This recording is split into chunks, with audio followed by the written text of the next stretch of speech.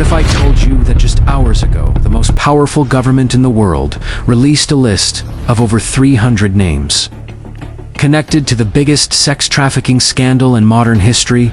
And what if those names include presidents, billionaires, princes, celebrities, people who run your banks, control your media, shape your laws? Then, what if the evidence against them has been sitting in government vaults for years, protected, hidden, classified, until now, because yesterday, Attorney General Pam Bondi sent a letter to Congress, and that letter contains names that will shake you to your core. And the question you need to ask is not who is on that list, but why were they protected for so long, and who is still being protected right now? Jeffrey Epstein died in a prison cell in August 2019.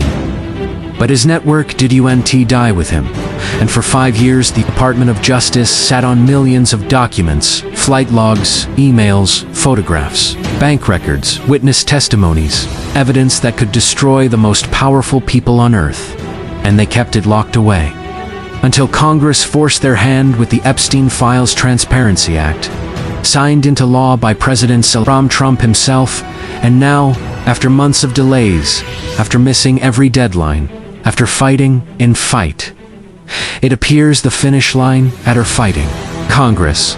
At every turn, the DOJ finally released 3.5 million pages, 2,000 videos, 180,000 images, and a list of every politician, every government official, every so-called politically exposed person whose name appears in those files.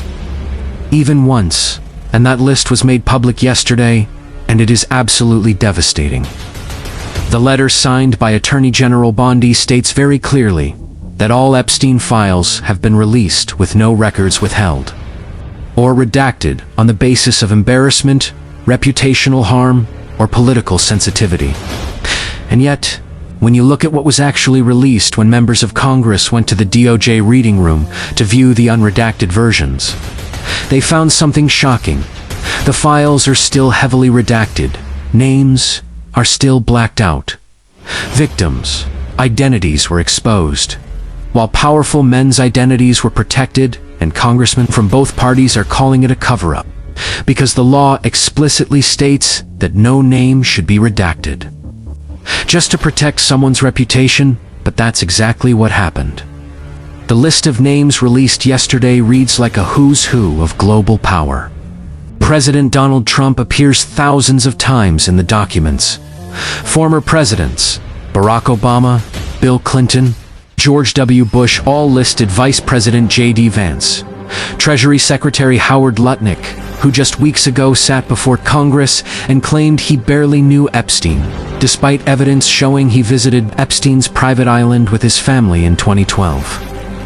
Prince Harry, Bill Gates, Jeff Bezos, Peter Thiel, Mark Zuckerberg, even Bruce Springsteen, and bizarrely, Marilyn Monroe, who died in 1962, decades before Epstein was even known, which tells you something about how sloppy or intentional these lists really are, because the DOJ claims these are just mentions that some people had extensive, direct email contact with Epstein, while others were only mentioned in passing in news articles or unrelated documents, but they won't tell you which is which. They won't clarify who was actually communicating with Epstein and who was just mentioned in a newspaper clipping, and that ambiguity is the whole point, because it lets them hide the guilty among the innocent. Congressman Ro Khanna, who co-authored the transparency law, stood on the House floor this week and said the DOJ is purposefully muddying the waters on who is a predator,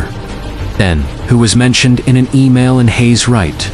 Because when everything is redacted, when everyone is on the same list, when context is stripped away, the public can't tell the difference between someone who flew on Epstein's plane 20 times and someone whose name appeared in a press clipping. And the DOJ knows this, and they're using it as cover.